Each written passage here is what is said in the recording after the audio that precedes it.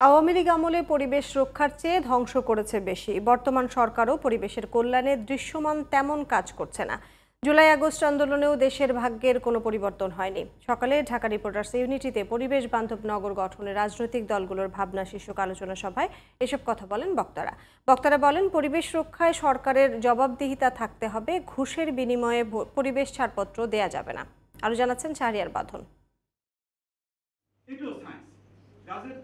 শনিবার সকালে ঢাকা রিপোর্টার্স ইউনিটিতে ক্যাপস, নাবিক ও centre for governance and development আয়োজন করে পরিবেশ বান্ধব নগর গঠনে রাজনৈতিক দলগুলোর ভাবনা শীর্ষক আলোচনা সভার। এতে যোগ দেন বিভিন্ন রাজনৈতিক দলের কেন্দ্রীয় ও নগর নেতৃবৃন্দ, নগর পরিকল্পনাবিদ, বিশেষজ্ঞ ও তরুণ নেতৃবৃন্দ।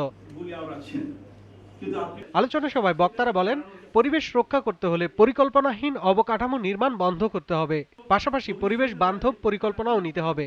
তারা শুধু কাজ কাজ আর কাজ করবে, কিন্তু 9 মাসে আমরা কিন্তু কোনো কাজ করতে দেখি না। যতটা আমরা বুড়িগঙ্গা উদ্ধার বা অন্যান্য নদীগুলো, তুরাগ নদী, আশেপাশে ঢাকার আশেপাশে নদী উদ্ধার দেখব, তার চেয়ে কিন্তু অনেক বেশি আমরা দেখছি আওয়ামী লীগের টাকা পয়সা কিভাবে সেভ করে দেওয়া যায়।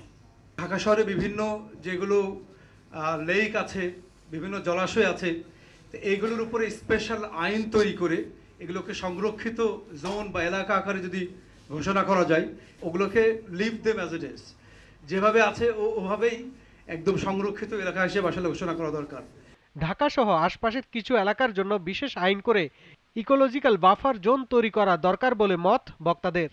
জবাবদিহি করতে হবে, যারা ক্ষমতায় যাবে, যারা বড় পার্টি, যারা গভর্নমেন্ট ইন ওয়েটিং, তাদের জবাবদিহি করতে হবে যে আগামী দিনে পরিবেশ এই ছাড়পত্র কি টাকার বিনিময়ে হবে নাকি এখানে সত্যিকার অর্থে পরিবেশ রক্ষায় প্রতি ইঞ্চি ভূমির পরিকল্পনা প্রয়োজন, অন্যথায় পরিবেশ রক্ষার চ্যালেঞ্জ কখনোই বাস্তবায়ন সম্ভব নয় বলেও দাবি জানান বক্তারা।